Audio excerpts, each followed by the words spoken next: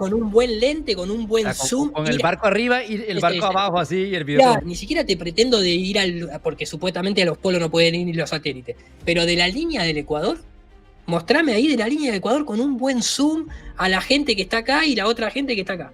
¿Viste? Cáncer y Capricornio ahí en los trópicos, mostrame eso, a ver. ¿Por qué no vas al borde y sacás una foto? Claro. ¿Querés que saque una foto del borde? Vos sacame una foto del infinito del universo, sacame un video de cómo están cabeza arriba, cabeza abajo. No, si vos me vas a pedir una foto, yo también entonces tengo derecho a pedirte una foto. Hablaban de todo un sistema, o sea, que el GPS, la televisión satelital y todo DirecTV y demás, no era por una cuestión de que había un satélite orbitando la Tierra esférica, sino que era un grupo de tecnologías que involucraba Zeppelin, drones, rebote ionosférico, antenas, radares, bueno, un montón de cosas, ¿sí? Y que además era una imposibilidad tecnológica porque como la Tierra no era una esfera y era plana, no podía haber nada dando vueltas. Lo que veíamos en el cielo daba vueltas, pero en círculo, y eran globos aerostáticos con equipamiento satelital. Okay. Me pareció coherente, y dije, a ver, pará, porque decía, googleen fotografías reales de satélites en órbita, y googleen fotografías reales de una Tierra vista desde afuera. Okay. Yo ya había realizado ese tipo de trabajos para History Channel, por ejemplo. El hecho de bajarme un modelado 3D de un satélite, ponerlo con una Tierra esférica, o sea, lo mismo que hoy ves en Google. ¿Sí? Y fue choqueante, porque es verdad, no había ninguna fotografía real de un satélite. La primera cosa que te decía es, bueno, si esta es la foto del satélite, ¿dónde está el satélite que le sacó la foto? Era obvio. Y además que la mayoría te das cuenta que son CGI. Claro, el satélite tomó la foto del satélite. No me había percatado nunca de la forma de la Tierra. Cuando busco, la única fotografía real, supuestamente, es la de 1972, que es una foto a una pintura. Eso después vino con el tiempo. Encontramos la patente que justamente se pudo haber utilizado en su momento. Hay emisiones de las Géminis, donde hay 3 ingenieros de la NASA justamente con una esfera de madera pintada prácticamente igual que la fotografía que después se tomó. Proponía que buscáramos cámaras de altitud. Y busqué la cámara de altitud, me encontré la cámara esa famosa de altitud, era DocCam, y ahí por primera vez me desprogramé del globo. O sea, ahí por primera vez vi una cámara que ascendía desde el suelo, donde el horizonte me acompañaba, se veía todo muy estacionario, el sol local, la luna del otro lado, y ahí fue... Ahí sí fue el momento. Ese fue el momento que me cayó la ficha de decir, puta, la Tierra es plana. Hay una foto que yo quiero pagar por ver. Esta foto. Nunca he visto una foto así, o sea, que me muestren la Tierra con el barco arriba y el barco abajo. Sí, yo lo extiendo, mirá, si en un teléfono tenemos 3 cámaras, yo te lo extiendo que más que una foto tendría que ser un video. Un video con un buen lente, con un buen zoom. Con el barco arriba y el barco abajo así y el video. No te pretendo ni siquiera te pretendo de ir porque supuestamente a los polos no pueden ir ni los satélites, pero de la línea del Ecuador, mostrame ahí de la línea del Ecuador con un buen zoom a la gente que está acá y la otra gente que está acá. Claro. Hay un par de latitudes para ahí, ¿viste? Cáncer y Capricornio ahí en los trópicos. Mostrame eso, a ver. Yo lo que digo es, por suerte no necesitamos de eso. Ni necesitamos que nadie nos venga a mostrar eso. Eso es como una exigencia que surge de manera natural, como cuando a nosotros se nos dice, ¿por qué no vas al borde y sacás una foto? Claro. ¿Querés que saque una foto del borde? Vos sacame una foto del infinito del universo, sacame un video de cómo están cabeza arriba, cabeza abajo. No, si vos me vas a pedir una foto, yo también entonces tengo derecho a pedirte una foto. Pero por suerte digo que la naturaleza está ahí, el agua no se curva y vemos objetos que no deberían verse porque tienen que estar detrás de una curvatura, de una curvatura geométrica. Así que la de la foto, maestro, dejátela para Instagram, que yo no la necesito, vos la necesitás. No, el que estaba al lado mío me decía... ¡Estás loco! Sí. Pero mira, que un soldado me dijo, mi líder, ¿cómo sabemos que hay detrás del lado oscuro de la luna? ¿Por qué no se ve el lado oscuro de la luna? ¿Qué es lo que pasa? Y esa pregunta, más los videos tuyos, los del otro, esa mañana quedé tan loco porque yo le contesté, hombre, mira, la luna no se ve, ¿sí? Del lado oscuro porque supuestamente en el movimiento de rotación y traslación, ellas giran, son sincrónicas, sí. Y nunca se puede ver ese lado. Y el soldado me dijo, pero ¿y usted se cree eso? Y yo le dije, y yo quedé así como que tan tonto, y sí, porque uno repite la mentira, así la mentira no tenga sentido. Y entonces yo me fui para la habitación, duré 5 días sin pensar, o sea, pensando en la pregunta, viendo los videos, y yo dije, no, redonda no es, esta no es redondas, y entonces dije, ahora, lo de la parte plana, surge una incógnita que me resultó a mí, y dije, y si es tan plana y es tan obvio, porque tú naces y tú crees que la Tierra es plana. sea, Totalmente. literal. ¿Y por Sí, qué? sí, sí, sí. ¿Y por qué tratan de ocultar esta planicie, esta cosa del plano? ¿Por qué? Y es ahí donde entras en un mar de posibilidades, de teorías, de lo más loco posible. Pero me gusta más ese mar de posibilidades porque no está contenido dentro de la mentira que ya nos echaron. Porque si dijiste mentira una vez, la vas a decir 2, 3, 4, 5 veces y ya no puedes confiar en ello. Nosotros nacemos con una cosmovisión dada que nunca la cuestionamos porque así está hecho el sistema. Justamente películas como Matrix o como The Truman Show te dicen, el ser humano nunca va a cuestionar lo que le dan desde pequeño.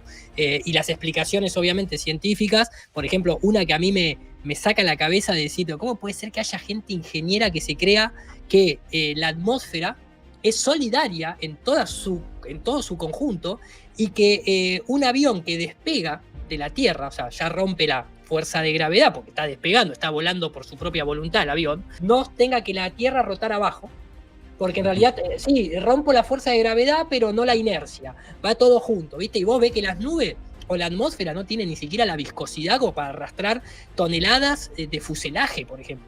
Y encima, las patentes hablan de que se construye asumiendo un avión que la Tierra es estacionaria y plana, y a su vez te quieren defender que el efecto Coriolis, que es una pseudo fuerza producto de una rotación, pero que cuando un francotirador dispara, la bala sí se desprende de la rotación terrestre y tenés que calcular 2 grados a la izquierda o 2 grados a la derecha. Es decir, pero entonces yo despego un helicóptero y la Tierra gira. No, ahí gira todo solidario. Y con la bala no gira todo solidario. No. Bueno, así de esas incoherencias. Ni siquiera cuando van a construir las estaciones de tren, o sea, construyen los rieles, ninguno los curva, todos son rectos. No, obviamente, esa yo entiendo la explicación que te pueden decir, que bueno, sí, porque son trayectos pequeños que se van uniendo, pero cuando ves que recorren desde un continente a otro.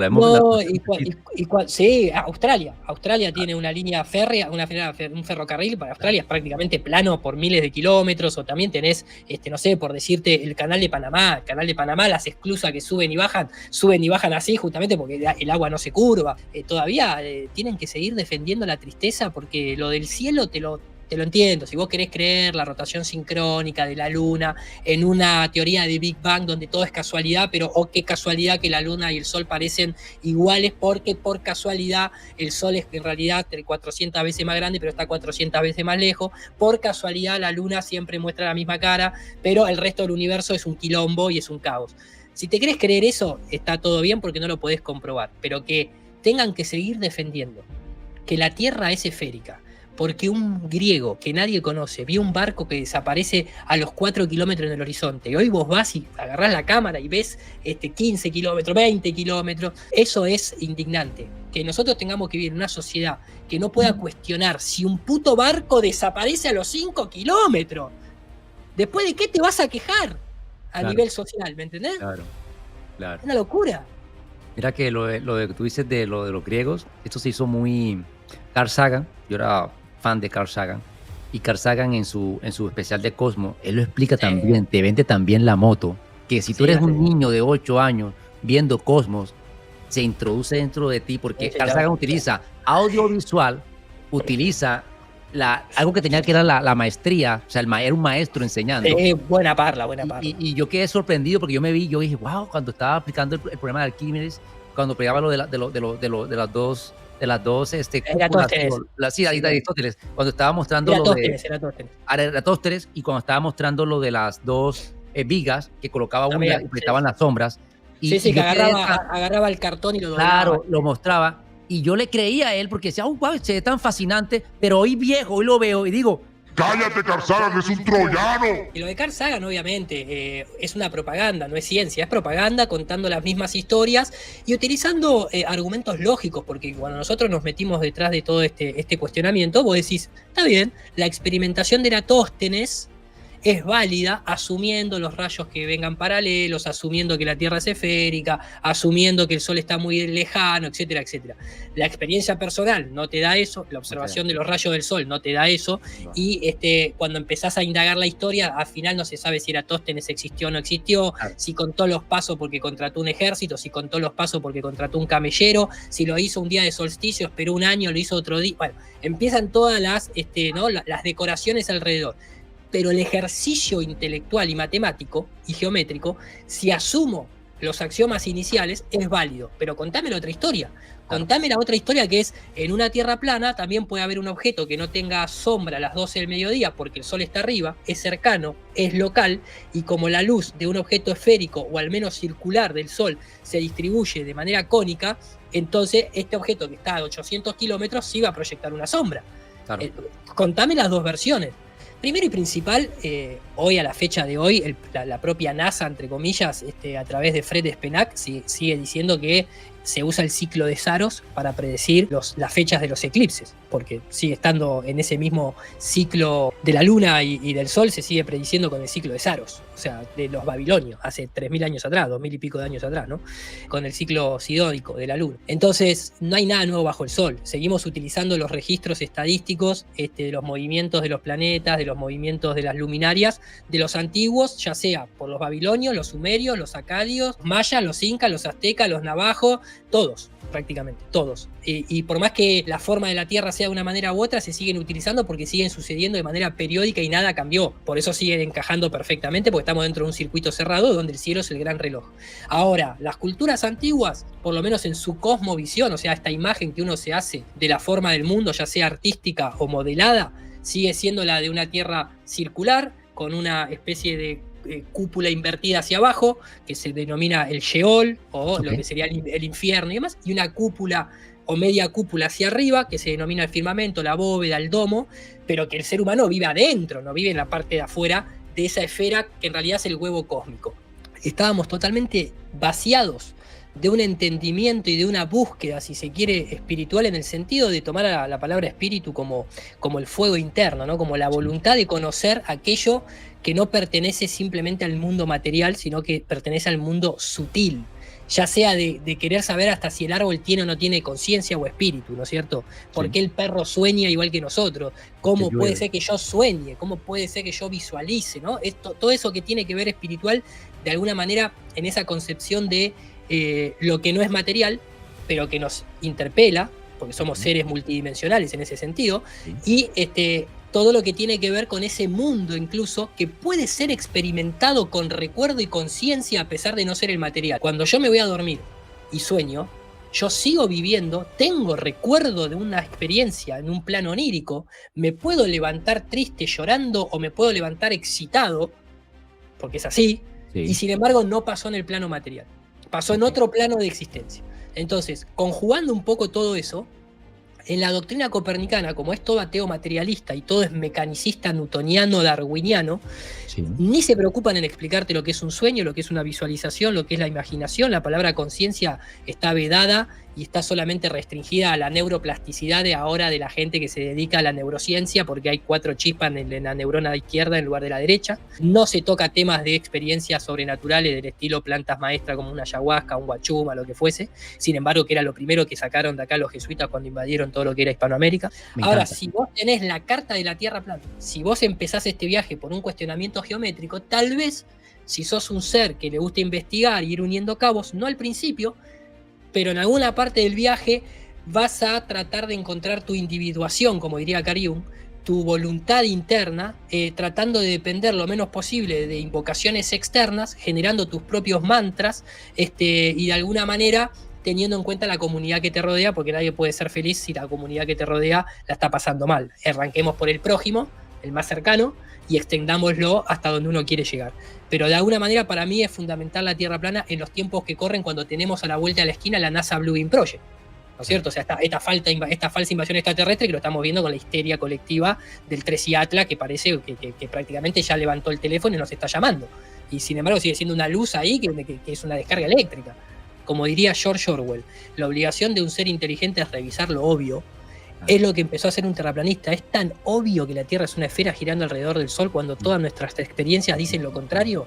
Y cuando vos te metés en la cuestión científica empiezan todos los problemas de si Michelson-Morley, péndulo de Foucault, el giroscopio, esto. Entonces tampoco es tan obvio que la Tierra gira alrededor del Sol. No es tan obvio que la Tierra se tiene que curvar 20 centímetros por kilómetro cuadrado. No es tan obvio tal o cual cosa. Entonces, claro, al menos eso es necesario. Después la cuestión ética, la cuestión moral, o sea, en términos individuales, en términos colectivos, y el viaje que uno vaya haciendo a lo largo de la vida, donde nos podemos ir tropezando, lo importante al menos es tener un norte. Y muchas veces ese norte, además de ser Polaris en el tema del firmamento, es un poco la trascendencia, no la muerte como el fin, sino el hecho de saber que en algún momento vas a tener que abandonar el cuerpo biológico y seguramente tengas que lidiar con tu propia conciencia y tal vez pesarla, como hacían los egipcios ahí, que para llevarte al reino de la buena aventura, ¿no? Había que poner una monedita a la barca de Anubis para que te cruzara el portal. Bueno, esa simbología es pesar las acciones que yo hago en la vida. Entonces, si vos vas a entrar en esta filosofía, te conviene tal vez tener una ética y una manera de interactuar con el mundo moralmente hablando que te aliviane la mochila. De asimilar, porque yo sufría mucho, era con los cálculos, Ciro. Los cálculos de cómo es que esta cosa gira, ¿sí? Se mueve alrededor del Sol y toda la galaxia en sincronía, ¿sí? Y las estrellas ahí todavía fijas en el firmamento, que todo el mundo lo ve, porque es que todo el mundo ve que lo que está en el cielo está fijo, pero no. Prefieres querer que todo se está moviendo y pasan las décadas. Yo tengo 44 y en 44 años es el mismo hijo de madre cielo. No, porque tú eres tan pequeño e insignificante que eres un grano de arena en la inmensidad. Joder, Carl Troyano es lo que eres. Sí, todo el modelo apunta siempre a hacernos sentir obviamente insignificante, poco especial, sin importancia, sin propósito y demás. En ese dibujo que vos mostrabas, en esa concepción artística, y yo te hice la aclaración de modelo, porque hoy en día en esta discusión, si uno habla de modelo, tiene como que estar más ligado, si se quiere, una cuestión científica, donde tenés que explicar un montón de otras cosas, y con eso mismo, claro, es una representación artística. La Tierra esférica es una representación artística.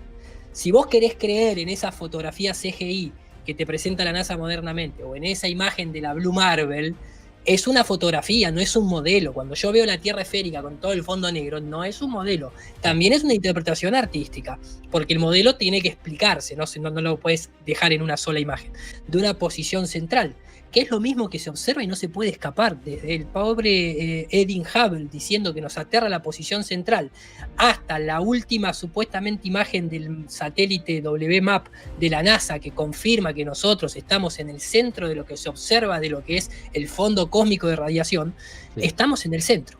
Y cuando vos entendés una posición central, está asociada a una posición favorecida, y que evidentemente si somos el centro de algo en un mundo totalmente, o en un cosmos totalmente aleatorio, es que hay algún propósito y alguien nos colocó ahí. Claro. Eso es lo que supuestamente se deduce, ¿no? De manera muy simplista. Entonces, ese modelo, o mejor dicho, esa imagen modela a un creador. O sea, obviamente, tiene la tendencia a que este sistema ha sido creado. Ahora, yo no soy de los que creen que está creado como una cárcel, porque eso es una narrativa más demiúrgica, mal interpretada por el neocristianismo de allí de posterior a los griegos. Si no está creado con ese propósito, ¿por qué no nos dicen lo que es? Los poderes fácticos. No, pero el poder, porque vos le estás dando la responsabilidad siempre cuando vos creés que alguien tiene que... Mirá, ¿vos ya lo sabés o no? ¿Qué cosa? Sí, que la Tierra es plana. Yo sé que la Tierra es todo menos lo que los poderes fácticos dicen. ¿Sí? Bueno, listo, ya está. Para mí es más plana que las nalgas de tu tía, que redonda como las nalgas de mi esposa. Uy, Isla Peropo. Está bien, está muy bien. Esta noche dormís en casa. Bueno, a lo que voy es que cuando uno queda esperándose que la afuera le venga a decir algo, también estaríamos de alguna manera dejando nuestra voluntad, nuestra responsabilidad en manos ajenas, y aquel que te da la respuesta también te la puede quitar, porque antes de la Tierra esférica, por más que se asumía la Tierra plana y una cosmovisión como la que vos mostraste en la imagen, a la gente se le decía que existía Dios, y así también les iba, con ese falso Dios, o con esa falsa narrativa católica, judía, etcétera, la gente la pasaba para el culo también. Por eso, cuando yo hablo de un creador, yo no digo tanto como un creador, lo que digo es que está creada. Yo no creo que tenga que venir a hablarte la inteligencia que creó este mundo. Yo creo que en ese sentido nosotros estamos incurriendo en el error de querer personificar a la existencia, a la creación, con un creador en el sentido de alguien que tiene que venir a darte una caricia en la espalda y decirte, sí, la Tierra es plana y yo existo. Claro. No, vos observando la naturaleza ya está la firma de algo superior en términos de experiencia. y que nosotros estamos hechos imagen y semejanza porque habitamos este plano y somos la especie con mayor nivel de conciencia, si se quiere. No estoy hablando, la conciencia, mayor nivel de conciencia te permite hacer el bien y hacer el mal. El bien y el mal lo tiene que determinar uno mismo. O sea, este nivel de conciencia exige una autocrítica, no una responsabilidad que venga dada de externa o reclamarle a los poderes, que saber que te mienten desde Papá Noel en adelante, que te vengan a decir la verdad.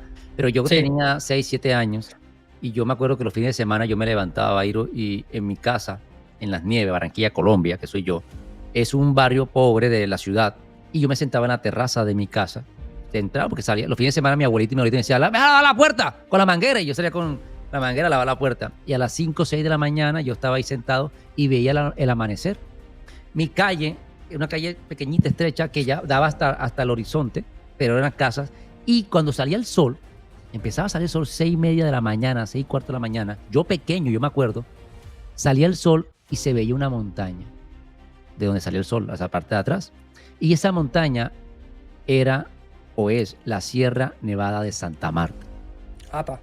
Yo vivo en Barranquilla, Santa Marta queda en otro punto. Yo hice los cálculos después ya mayor, cuando empecé a tener yo, con razón yo veía la Sierra Nevada de Santa Marta, que está a 200 kilómetros de donde estaba yo en mi casa en Barranquilla. ¿Cómo es que yo veo la punta de la Sierra Nevada a 200 kilómetros simplemente por el reflejo? Algo que no se puede ver ya cuando el sol está a las 10, 11 de la mañana. Solamente en la mañana se puede ver el sol saliendo detrás de la montaña. Y yo quiero ver a alguno de estos científicos de Harvard que me explique cómo es que yo puedo ver la montaña, ¿sí?, el reflejo a 200 kilómetros a las 6:15 de la mañana desde el barrio Las Nieves en Barranquilla. Y es algo que cualquiera lo puede hacer. Te vas para un lugar, esperas el amanecer y esperas el primer reflejo que salga. Y cuando lo ves, calcula, y eso está a una distancia que no debería verse porque la curvatura esconde cualquier objeto físico sobre el plano en curvatura. ¿Estoy de acuerdo o estoy equivocado con eso? Sí, no, bueno, obviamente que es un muy buen dato que lo tendría que poner sobre la mesa, pero entiendo el punto y eso le pasa y le sucede a un montón de gente. De hecho, en este momento yo estoy acá en comunicación con un amigo, con Tony de España, que también modela en 3D, y con un muchacho de que es un piloto de avión no comercial, sino piloto aeronáutico de aviones, digamos, privados, que hizo los cálculos por esto que te decía, porque él ve el Chimborazo, lo ve desde, no sé, 200 y pico de kilómetros, a una altura, porque la clave es la altura con respecto al observador, con respecto al objeto, que no debería verse por 1000 metros. O sea, por 1 kilómetro no debería verse directamente ni siquiera la punta del Chimborazo. Y se ve entero, prácticamente. Claro. Hay que decir que curvatura en ese punto de experimento no encuentra. No, obviamente, no encontrás en ningún lado curvatura. Pero digamos que lo que a vos te pasa, por ejemplo, es un dato que sucede todos los años en un día determinado creo que es del invierno, desde Francia. O sea, se puede ver el Canigou, que es una montaña desde 200 y pico de kilómetros, solamente cuando el sol le pasa por atrás. ¿Por qué sucede siempre en esa época del año? Porque como los movimientos solares son cíclicos, acá está el monte del Canigou, entonces el día, no sé, 20 y pico, el sol desciende, o mejor dicho, se aleja por perspectiva acá. El día 22 acá. El día 23 acá. Y el día 24, que no es el día 24, pero que se entienda, el día 24, cuando el sol pasa por acá, se ve a contraluz ese monte, esa montaña, que no debería verse a esa distancia y en esa altura en donde está fotografiada. Entonces, pero a contraluz del sol. A contraluz del sol, porque si no estuviese el sol, la atmósfera bloquea la visibilidad y vos pensás que los objetos desaparecen, bueno, por curvatura o por lo que fuese. Cuando tenés una experiencia de estas a contraluz, puede ser un gran foco de atención para poner a patas para arriba a todo lo que tiene que ver con la geometría de una tierra esférica, claramente. Por suerte, hoy en día, cada vez más gente tiene a disposición una cámara, un trípode, una calculadora, y va y hace los números y puede poner a prueba, lógicamente, si existe o no existe la curvatura como tal, ¿no? Si la vio un griego hace 2000 años atrás, a ojo pelado, un barco desaparecer, imagínate nosotros hoy en día con la tecnología que tenemos. Ok, me encanta. El movimiento tierra plana mínimo vino a incomodar. Primero, te incomoda a vos mismo. Primero se incomoda a uno mismo porque muchas veces tenés que ponerse a prueba las creencias propias, ¿no? Las cosas que uno asumía como verdad, el hecho de darte cuenta que el sistema te está mintiendo en todo, bueno, en casi todo, me refiero a lo importante, ¿no? Etcétera, te va a incomodar. Pero también está incomodando al propio sistema porque cambiaron el algoritmo, porque hoy somos incluso hasta nombrados desde la política hasta la masonería diciendo que los terraplanistas nos echan la culpa de esto, de aquello, lo otro. El terraplanista fue el primero que no quiso pasar por el cosito. El terraplanista no le vendés la moto tan fácil, siempre está la excepción a la regla, lógicamente, no puedo hablar por todos aquellos que se consideren terraplanistas, pero sí vino a incomodar. Y esa incomodidad, obviamente, te levanta del sueño, del letargo eterno de estar pelotudeando solamente para pagar impuestos y morir, ¿no? Vamos, Ciru dice verdades expuestas. Si lo confirma la NASA, es todo mentira. Si lo confirma la NASA, es todo mentira. Si lo confirma la NASA, es todo mentira. Si lo confirma la NASA, es todo mentira. A la luna nunca la invadieron y el espacio nunca ellos lo vieron. Las galaxias nunca existieron. La Tierra es plana, desde siempre lo supieron. Si lo confirma la NASA.